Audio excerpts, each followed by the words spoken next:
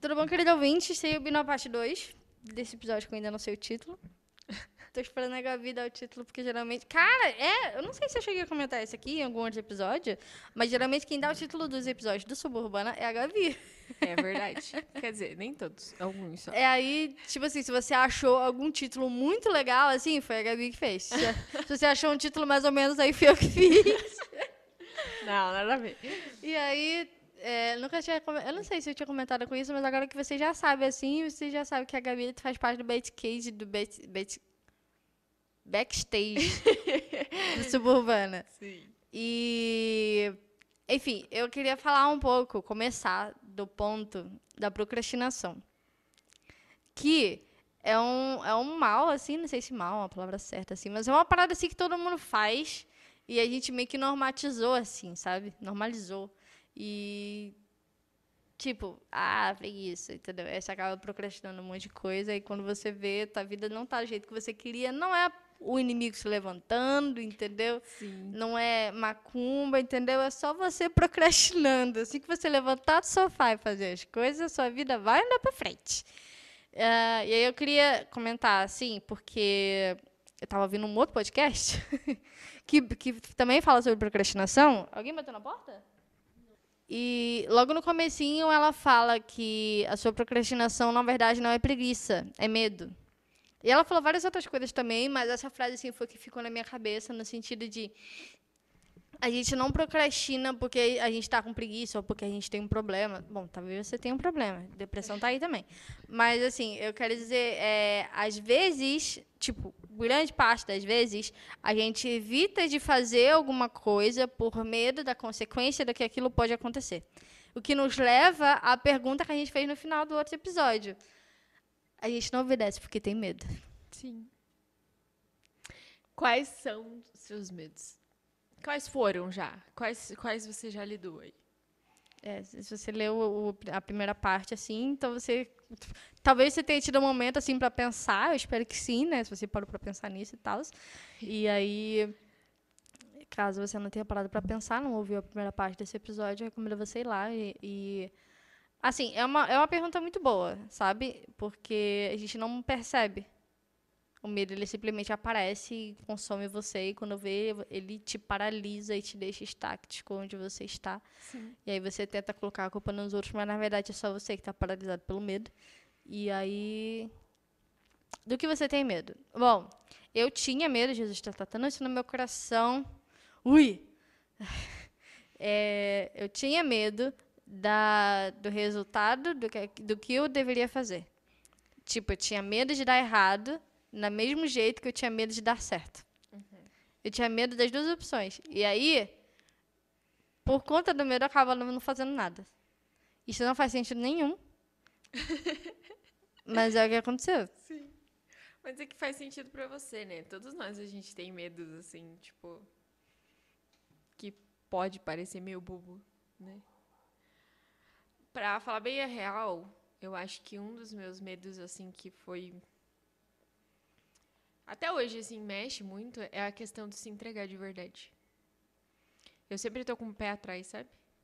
Sobre isso, sabe? Tipo, sempre tô com o pé atrás, tipo, e sempre tô pensando, mas e se eu me entregar inteira, será que não vai fazer cagada? Será que não vai dar errado? Né? E será que, tipo, isso?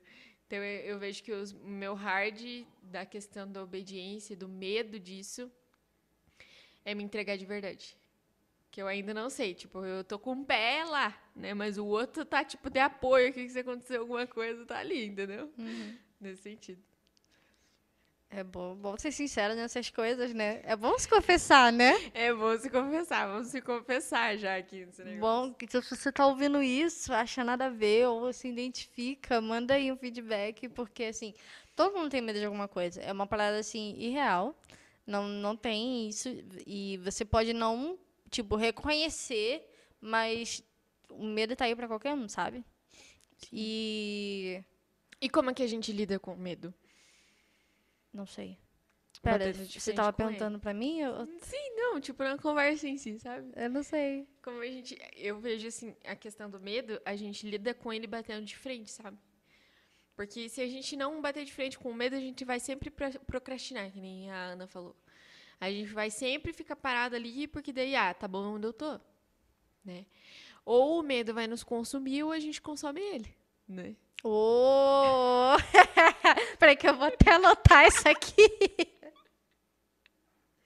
Eu vou anotar porque né, pode virar um bom tweet no futuro. Ai, meu Deus. Então, né? Tipo, sobre essas coisas assim, tipo, porque eu vejo assim, no meu caso, como esse é o meu hard, né? Um dos mais pesados, eu vejo que o Senhor sempre me pede isso, sabe? Ele sempre traz oportunidades em que eu possa me entregar de verdade e confiar, sabe? Ele sempre traz isso e, cara, é aquilo que a gente já falou no outro episódio, que é a questão da escolha. Eu escolho bater de frente. Ou eu escolho ficar ali mimizento e falar assim, não, eu não consigo. Mas no Senhor nós fomos feitos para não ter medo. Nós fomos feitos, cara, imagem e semelhança do Senhor. Pois é. Eu pensei agora, me ocorreu o pensamento aqui, será que Jesus tinha medo? Eu acredito que um dos pontos, assim, que talvez tenha dado um pouco de medo nele, assim, foi naquela questão ali que ele falou, se for possível, passa de mim esse cálice, e eu vejo talvez que quando ele estava separado do pai, porque tem uma parte na Bíblia que diz que ele estava separado do pai, ele estava sentindo tudo aquilo que nós estávamos sentindo. Então eu acho que nesse momento ele sentiu um pouco.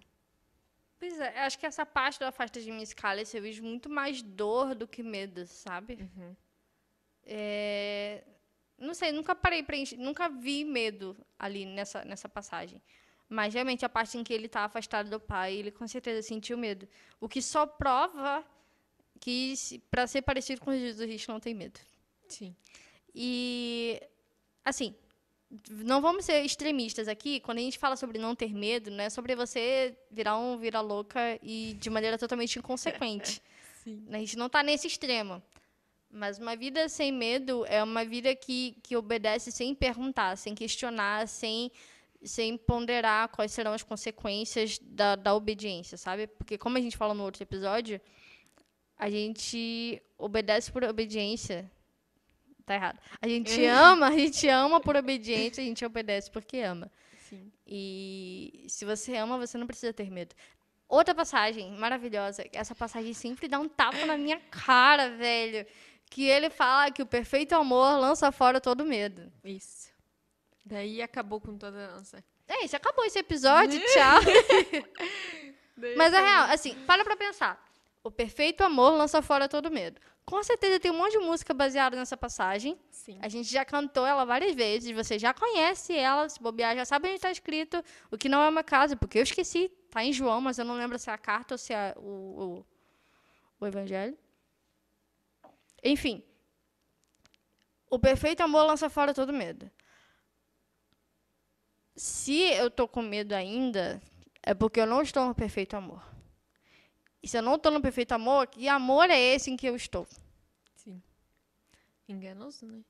E tem uma música que fala assim, que agora eu lembrei que ela fala assim, até nem sei se isso é uma passagem, mas eu não sou mais escravo do medo, eu sou filho de Deus.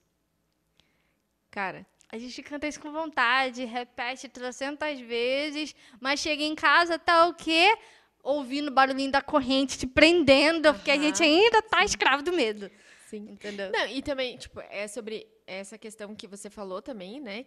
Em que amor nós estamos, né? E pra gente pensar sobre a questão de a gente não entender Deus como pai. Também. É uma coisa muito real. Né? Tipo. Porque aí tá aí um outro gancho com o episódio anterior. Se você teve um pai legal, um pai exemplar, um pai que honrou aquilo que está escrito na Bíblia, que viveu de acordo com o Evangelho, com certeza ele te ensinou, pelo menos tentou te ensinar em amor. E eu li essa passagem hoje, Hebreus 12, não lembro o versículo. Tô lembrando o capítulo, já tá ajudando, né? Tá ótimo. Que ele fala que Deus disciplina que ele chama de filho. E eu não vejo isso com medo, estou falando isso porque às vezes algumas pessoas veem, e talvez eu já vi isso um dia, no tipo, ele vai me disciplinar. E aí a gente associa isso a uma coisa ruim, a uma coisa de penalidade, de dor, entendeu? E de castigo. E só que a disciplina de Deus ela é diferente porque ele ama, entendeu? E ele vai nos disciplinar em amor, Sim. em graça, em misericórdia. E às vezes, não vou dizer todas as vezes porque aí já é exagero, mas a maioria das vezes que a gente não consegue, a gente tem que resolver uma situação com dor, é porque em algum momento antes disso a gente foi desobediente. Entendeu? Também não estou dizendo que tudo de ruim que está acontecendo na sua vida é fruto de desobediência. Talvez seja, talvez não. A gente não sabe. Mas é uma Sim. boa pergunta. A Elizabeth Elliot, ela tem um livro maravilhoso falando sobre dor e sofrimento. E eu gosto muito da história dela porque ela casou com um cara e eles foram fazer missões. Eles são americanos e foram fazer missões na Amazônia. Caraca. Lá para dentro, lá, Amazônia, lá entre Brasil e Bolívia, se eu não me engano. Para lá. Aham. E o marido dela foi assassinado pelos índios. Caraca. E aí ela continuou lá. E ela tinha uma filha. Ela e a filha continuaram a pregar o evangelho para os índios. E ela traduziu uma parte da Bíblia para o dialeto deles lá. E ela ficou lá durante anos. E ela continuou servindo. E assim, eu não sei, talvez ela tenha sentido medo, muito provavelmente que sim. Mas Deus deu uma ordem para ela. E ela continuou obedecendo, sabe? É que eu vejo que a gente não vai ficar 100% sem medo. A gente vai sentir, sabe? A gente vai ter. E até sobre ela, cara, muito provável que ela tava, tipo, mano, louca ali de medo, entendeu? Eu quero dizer, cara, acabaram de matar o marido dela. Mano, eu pegava minhas coisas e ia embora. Sim. Sendo bem sincera. Sim. Ela pegou e foi lá. Tacava o louco, né? E continuou pregando pros caras. E ela superou o medo dela porque ele escolheu obedecer e escolheu. E ela viu que aquelas pessoas precisavam de Jesus, precisavam de salvação. E continuou lá. E mais, a história dela é bem comprida, né? Ela tem alguns livros falando sobre isso. Ela casou de novo. E o segundo marido dela teve câncer. E morreu também. Caraca. Aí eu fiquei, mano, você é doida. É? E Só aí o ela Senhor, continuou, e ela continuou assim. E ela casou de novo pela terceira vez, e aí conseguiu, né, concluir. Ela faleceu, porque, enfim, essa história lá do século retrasado. Mas ela continuou obedecendo, sabe? Porque com certeza Deus mandou ela ir pra lá, para os índios, entendeu? E ela não ficou, mas eu perdi meu marido, mas se eu morrer, é a minha filha, é a minha casa, eu não sei o quê. Ela obedeceu e ela foi, entendeu? E é a convicção daquilo que você foi chamado, né? A convicção daquilo que você é no Senhor. A convicção da identidade que você tem nele. E isso também é um negócio, assim, top da gente pensar. Qual a sua identidade no Senhor? Cara, se a gente tiver convicção daquilo que a gente foi chamado pra fazer, pode vir o que vier. Eu tô firme nele, entendeu? Vou sentir medo? Vou. Eu vou obedecer. Mas vou obedecer, entendeu? E a identidade é algo que tem que estar cravado na gente. Senão a gente olha pra uma história dessa e a gente fala assim, então eu não vou. O que vai que acontece comigo? Entendeu? Ou eu olho pra João Batista, né? Que era louco, fora da casinha. Sim, né? sim. Só que ele dormia no deserto e comia mel E gafanhoto. e gafanhotos. Ele foi obediente, né? Mano, ele foi muito. Eu não lembro aonde me explicaram isso, que ele foi pro deserto, o que a gente chama hoje de adolescência. E, tipo, ele era um pirralho, um adolescente. Deus mandou ele pro deserto, ele foi pro deserto. Mano, e no deserto, já parou pra pensar que ele não tinha ninguém? Exato, e tinha Deus, né? Tinha Deus. Cara, mas... Deve ser por isso que ele era tão chapado, assim. Fora da casinha. Mas então, a gente olharia pra ele e falaria assim, então, não quero. Exato. Mas daí eu olho pra Salomão, eu quero. Né? Olho pra Davi, eu quero. Entendeu? Davi é um bom personagem de citar agora, porque ele foi obediente, né? Fez cagada. Fez cagada. Fez. Ele também foi com 5 pedrinhas pra cima de um gigante. Ele foi, entendeu? Ele foi obediente. Então, mas essa história aí, das 5 pedrinhas, tem um porquê. Eram 5 gigantes. Enfim, tem um negócio lá, um estudo que diz que tinha 5 cidades lá e cada cidade tinha um gigante que representava, então ele não pegou 5 pedrinhas achando que não ia dar certo. Ele pegou uma pra cada gigante, só que ele matou um só. Resumidamente, tá bom, gente? Ele foi ungido ainda criança, né? Samuel Sim. ungiu ele ainda criança e ele falou, você vai ser o rei. E ele não chegou lá na porta da sala do Saul, metendo o pé na porta, entendeu? Tô aqui, vou mandar Mas esse ele negócio. também não ficou lá com as ovelhas. Ele ficou lá ainda ali por um tempo, mas assim, ele foi obediente a tudo que ele fez. Obediente a tudo que ele fez, calma. Ele foi obediente naquilo que ele deveria fazer, entendeu? E aí ele serviu a família dele, ele serviu os irmãos, ele serviu Saul, entendeu? Saul tentou matar ele, mas ele continuou honrando o princípio que Deus tinha colocado no coração dele. Ele continuou sendo obediente a Deus ali, entendeu? Ele foi desobediente depois? Foi, mas enfim, né?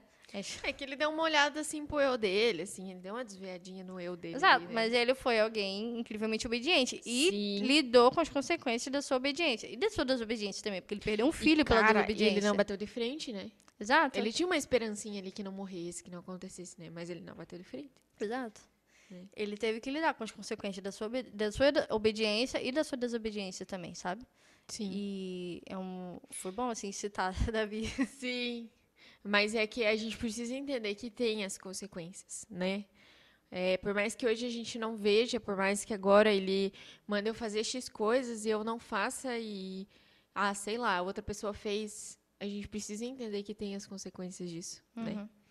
E, cara, é só ele que sabe, é só ele que vai dizer quais são as consequências, mas Mas aquilo... ele não precisa dizer, você vai ver a consequência chegando na sua Sim, porta. é verdade. A consequência vai chegar até você. Batendo palminha ali, ó, cheguei, entendeu?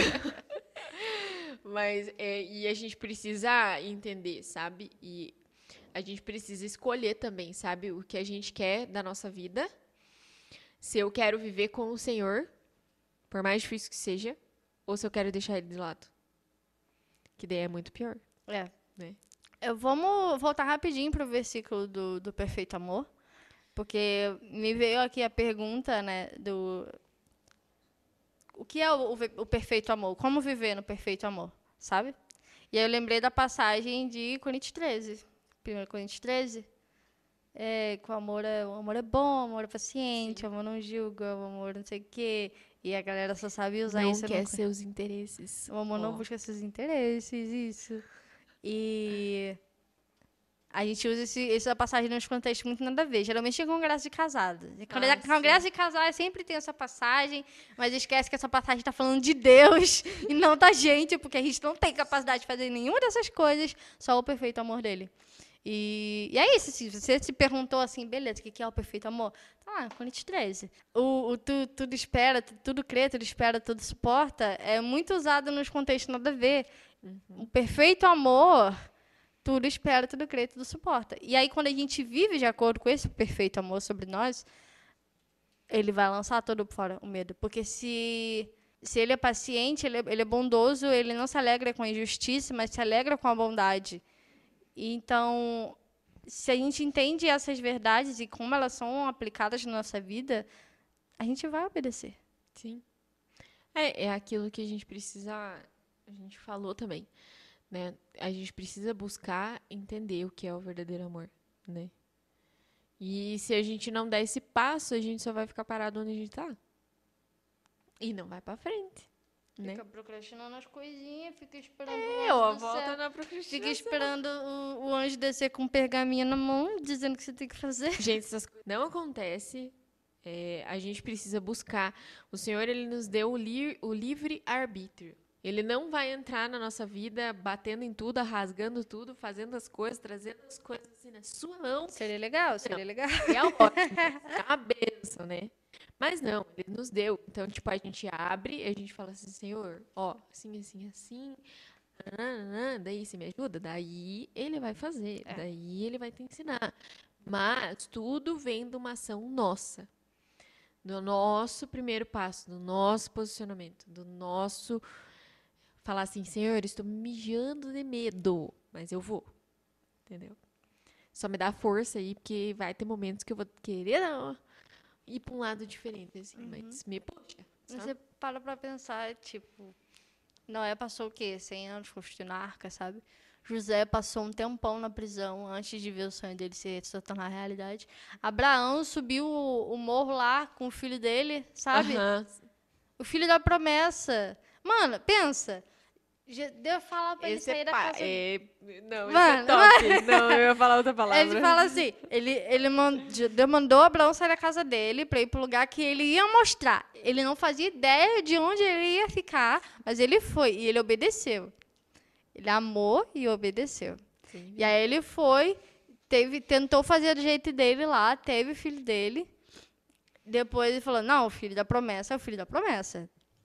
E aí chegou, o filho da promessa veio, e Deus fala, vai lá e mata ele. Eu falei, ué, mas eu nem ia ser o pai de nações, ou tá aqui, a mini naçãozinha, você quer que eu mate? Sabe? Daí ele obedeceu e ele foi lá. E é isso, sabe? A gente não tem coragem nem de dar nosso lápis pra uma pessoa, imagine Imagina dar um um filho, né? Imagina obedecer nesse nível, sabe? Que nós possamos chegar nesse nível. Amém. Jesus ajuda. Ajuda, Jesus. Jesus foi obediente até a morte de Cristo, né? A gente já Sim. falou isso. Acho que toda a Bíblia, ela é escrita por pessoas que foram obedientes. Entendeu? E se tem a história de alguma desobediência ali, é para nos ensinar a não desobedecer. Sim. Então, que isso sirva assim, de inspiração para te mostrar que, de fato, a gente não precisa obedecer por medo. A gente precisa obedecer por amor, porque ele sabe o que faz. Ele tem uma boa, perfeita vontade agradável para nós. E eu lembrei de Oséias agora. Nossa, se eu for citar toda a história... Sabe Oséias, né? Acho que sei. Oséias, ele era um profeta e Deus mandou ele casar com uma prostituta. Sim. E aí,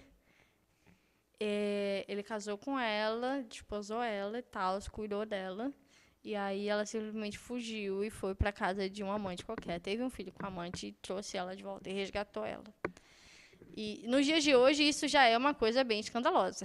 Acho que naquela época era mais, ou talvez era menos escandaloso agora, eu não sei. Mas é uma parada um pouco, mano, como assim? E Deus tinha um propósito naquilo. Deus tinha um propósito no porquê ele mandou Oséias fazer aquilo. E Oséias foi obediente. E o que ele fez trouxe consequências, sabe? Para ensinar para o povo aquilo que Deus queria falar e para nos ensinar muitas coisas também, porque às vezes a gente acha que se eu obedecer vai ficar tudo bem para mim, entendeu? Vou ter tudo que eu quero, tudo que eu sempre quis, não necessariamente, sabe? Se Deus te mandar você fazer uma coisa que vai te deixar muito desconfortável, mas se você ainda estiver em obediência, escolha obedecer. E a gente precisa parar de pensar no que as pessoas vão dizer.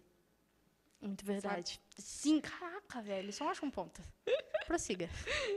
Porque, pensa nele, né? Ele casou com uma prostituta. Se ele pensasse com o que as outras pessoas falariam, Sim. mano, e a gente se sobrecarrega demais, porque antes da gente fazer, a gente já tá pensando, mas se eu fizer, tal pessoa vai falar, e se eu fizer, tal pessoa vai não sei o que, vai dar risada na minha cara, vai dizer que eu sou louca, vai isso, porque, mano, a gente se sobrecarrega com essas coisas. E isso é um dos pontos que eu vejo também que influenciam na nossa questão da obediência. Demais, assim, né? Porque a gente tá muito preocupado com as pessoas, cara. A gente tá muito...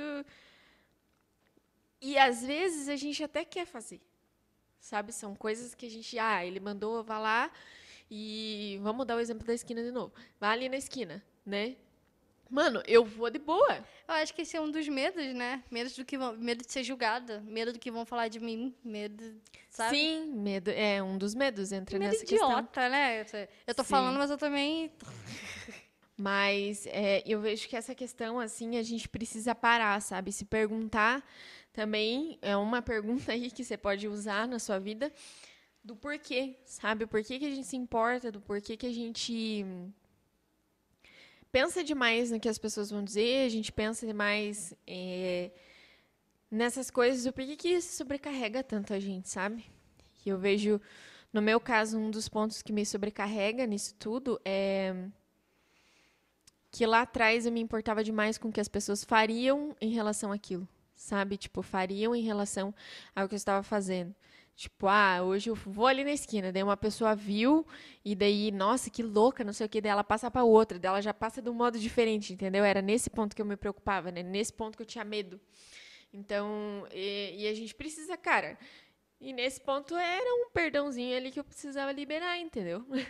Então a gente precisa entender essas coisas também. Quando a gente se importa, é algo que a gente precisa mexer, sabe? E entender o porquê que a gente se importa a ponto de não fazer as coisas.